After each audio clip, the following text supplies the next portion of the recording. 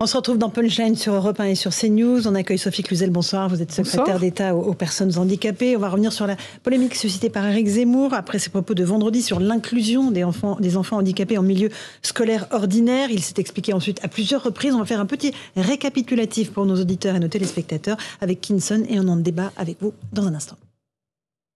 C'est lors d'une discussion avec des enseignants acquis à sa cause dans le Nord qu'Éric Zemmour dit la phrase de trop et crée la polémique sur les élèves en situation de handicap. Il faut effectivement des établissements spécialisés. Je pense que, sauf les gens qui sont légèrement handicapés, évidemment, qui peuvent rentrer dans la classe, mais madame connaîtra ça mieux que moi. Éric Zemmour parle d'obsession de l'inclusion, qui a provoqué une vague d'indignation immédiate, à commencer par le président de la République. On ne peut pas se prétendre amoureux de la France et nier à ce point ce que nous sommes. Une nation solidaire, humaniste, qui ne divise ni ne stigmatise. Dans la classe politique, les réactions d'Anne Hidalgo, candidate socialiste à la présidentielle, et de Manuel Valls, ancien Premier ministre, sont vives également. Comme toujours, dans l'outrance, la violence, l'injure. La polémique de trop parce qu'elle fait mal et elle fait souffrir des gens qui sont déjà confrontés à la souffrance. Ces propos ont été détournés. Face au tollé, Éric Zemmour a tenté de nuancer ses propos dans une vidéo sur YouTube, tout en condamnant l'idéologie égalitariste. Madame Cluzel, c'est un sujet infiniment sensible qui recouvre des situations totalement différentes en fonction d'un enfant et l'autre. Qu'est-ce que vous avez envie de dire ce soir à Éric Zemmour et à tous ceux qui nous écoutent et qui sont concernés par la question du handicap? Vous l'avez raison, c'est un sujet très sensible. C'est un sujet sur lequel nous avons beaucoup avancé depuis le 2017 en application de la loi de 2005 qui prône, la grande loi de Jacques Chirac, qui prône l'égalité des chances, la participation et la citoyenneté des personnes handicapées. Cette citoyenneté, elle commence tout simplement par être élèves ensemble. Ça, c'est très important. C'est sur lequel nous nous battons. Je pense qu'Éric Zemmour ne connaît absolument pas le sujet. Son rétropédalage est synonyme vraiment qu'il a lancé un truc comme ça, sans du tout connaître le sujet. Aujourd'hui, nous avons des réponses extrêmement graduées. Nous avons travaillé justement à cette coopération pour les enfants qui ont des besoins spécifiques, au bénéfice de tous, je le dis encore. Donc on ne met pas systématiquement et de force des enfants lourdement handicapés dans des classes juste pour faire de l'inclusion, on est d'accord? Mais ce n'est pas du tout l'obsession de l'inclusion, c'est tout simplement un droit d'être scolarisé en tant qu'enfant handicapé. Ce que nous travaillons, c'est justement accompagner les besoins.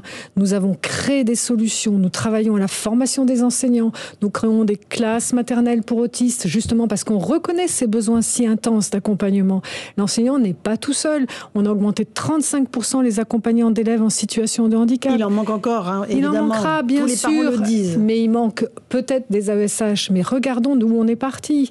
On a mis 60% de budget supplémentaire dans l'école. On a créé en même temps des dispositifs, justement pour graduer l'intensité d'accompagnement, pour pas que l'enseignant soit seul. Donc il ne s'agit pas de scolariser à tout prix, il s'agit d'accompagner une scolarisation avec des enfants qui ont des besoins spécifiques qu'on ne nie pas et qu'on accompagne au contraire. Je voudrais quand même rappeler que sur le budget du handicap, c'est 17% de plus depuis 2017, l'ensemble du budget consacré au handicap. Vous avez raison de rappeler des chiffres, mais c'est d'abord des vies. Bien sûr. Vies et des familles. François Pupponi, quelle est votre position? Moi, j'ai été maire de Sarcelles pendant 20 ans. Et effectivement, toutes les politiques, et elles se sont augmentées depuis quelques années, c'était de permettre aux enfants handicapés d'être scolarisés avec les autres.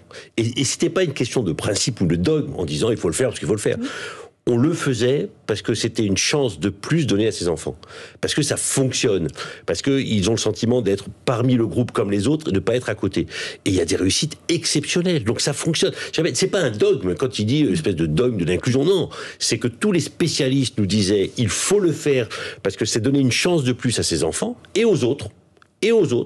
Qui voient aussi ce qu'est le handicap très tôt. Et quand on le fait, ça fonctionne. Alors c'est sûr que ça demande des moyens importants. Il faut bien entendu que les personnes qui permettent à ces enfants d'aller à l'école disent oui, on peut le faire. Il faut que le handicap le permette. Et c'est ce qu'on fait quotidiennement, avec des accompagnants, avec des personnes qui sont là pour les accompagner. Moi, j'avais des clisses, par exemple, d'enfants avec déficience visuelle. Les ambulances allaient les chercher, les amener le matin. On aménageait les locaux pour ça. Parce que, par exemple, les poteaux de basket dans la cour, fallait les protéger parce que ces enfants étaient prévenus. Voilà. Et tout ça, ça se faisait de concert à la demande des enseignants, à la demande des parents d'élèves. élèves. Et ça se passe très bien. Et c'est pour ça que je ne comprends pas comment Éric Zemmour a pu dire une telle horreur. Puisque c'est une grande réussite. C'est une grande réussite. Ça serait un échec, on pourrait dire, voilà. Mais non, ça marche, ça fonctionne. Donc arrêtons de critiquer des politiques qui fonctionnent bien. Jean-Claude Dacier et après Maître Grenadel. Je poserais bien une question à Madame le Ministre sur un handicap qui paraît a priori maîtrisable et léger, mais qui en réalité, vous le savez mieux que personne, est très lourd pour beaucoup d'enfants, la dyslexie. Est-ce que vous avez réussi à convaincre, c'était pas le cas quand j'étais un peu plus jeune, est-ce que vous avez réussi à convaincre l'Éducation nationale de prendre cet handicap en main, de mettre des enfants dyslexiques dans les classes avec leurs petits camarades et enfin leur éviter d'aller faire leur scolarité chez les orthophonistes? Mais il y a surtout, au-delà de la dyslexie, tous les troubles 10, vous avez raison. Il y a un meilleur diagnostic, il y a une intervention précoce et on ne les laisse plus seuls sans reste à charge financier pour les parents. Parce que maintenant, on prend en charge justement l'ergothérapie, la psychomotricité, le psychologue. C'est pour ça que je dis l'enseignant n'est pas seul. Et c'est dans cette coopération avec les experts des rééducations, mais dans les murs de l'école. C'est ça que l'on veut. Et c'est déjà une réalité partout en France, en Dordogne. J'étais encore en Dordogne, à Vincelles, un maire s'est emparé de ce sujet.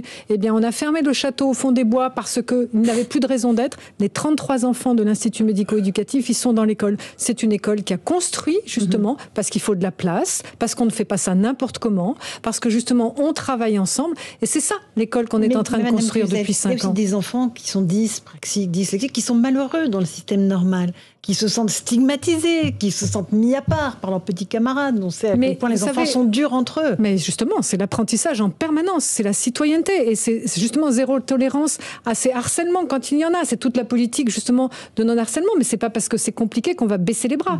Il faut de la formation des enseignants qui devient obligatoire depuis septembre. Il faut de la coopération, il faut de l'explication.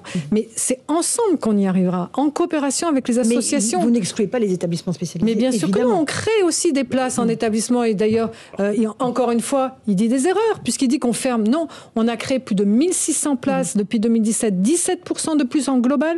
Et nous travaillons... C'est pas beaucoup, 1600 à l'échelle des millions de personnes qui sont... Par type de handicap, si, c'est quand même beaucoup. C'est énormément parce que justement on crée aussi des CESAD, des services d'accompagnement. Donc on a 5% de plus chaque année qui permettent d'avoir une meilleure réponse.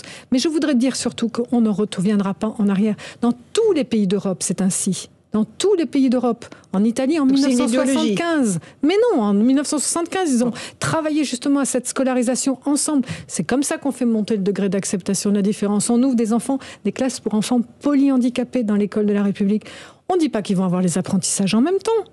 Mais ils vont se connaître. C'est comme ça qu'on fait monter le degré d'acceptation de la différence. Et qu'après, ce vivre ensemble devient une réalité. Je ne nie pas qu'il y a encore un cheminement à faire. Mais regardons les progrès. Comme vous le dites, ça marche, ça fonctionne. Regardez les témoignages de jeunes en situation de handicap qui ont appris avec les autres, qui maintenant se forment et qui après vont taper à la porte des entreprises. Et les entreprises aussi. Là, on fait un effort énorme.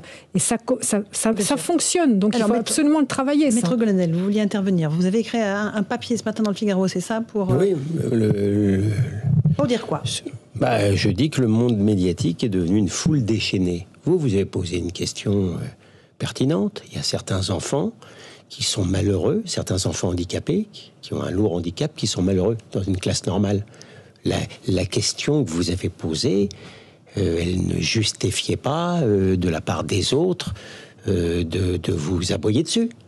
Donc, ce que je veux dire par là, qu'une phrase prononcée comme ça dans un endroit puisse motiver un tel déchaînement de haine, d'excommunication, je veux dire, je suis pour elle est discutable.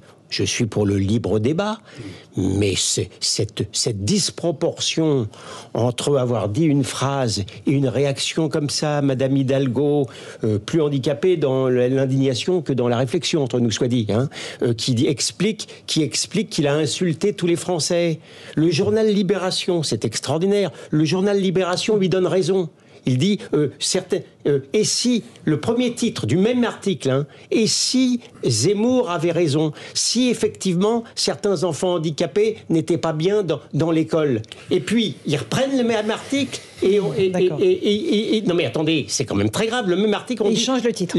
L'école déraille, l'école défaille, Zemmour déraille. Ce que je veux dire par là, je ne suis pas sur le fond du débat, je suis sur l'effet de meute. Sous prétexte que le type s'appelle Zemmour, il déclenche un flot de réactions totalement disproportionné avec une phrase qui est... Parce que je suis désolé, moi j'entends... J'ai vu des... Pardon, Madame la Ministre, il y a des associations de parents d'enfants handicapés qui aiment leurs enfants, qui souhaitent que leurs enfants qui ont un lourd handicap soient dans des écoles spécialisées. Vous avez des enfants autistes, gravement autistes, qui sont dans des écoles spécialisées pour bénéficier justement de théories, de pratiques comportementales prometteuses. Donc expliquer que tout cela, c'est dans un libre débat. Je ne suis pas sur le fond des choses, je suis sur le fait qu'il est advenu d'injure pour une phrase. Vous avez vous-même...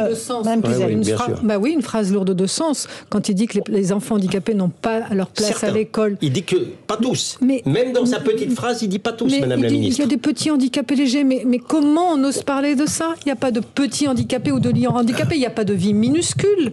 On est tous des personnes et des êtres humains. Il faut arrêter d'avoir ce prisme de juger, toi tu es capable, toi tu n'es pas capable. Non, mais je veux comprendre ça, je parle au premier degré, je vous assure, il n'y a pas de malice. Il n'y a pas des enfants qui ont un léger handicap et d'autres de lourd handicap. Mais même avec un lourd handicap, monsieur, on peut apprendre à l'école.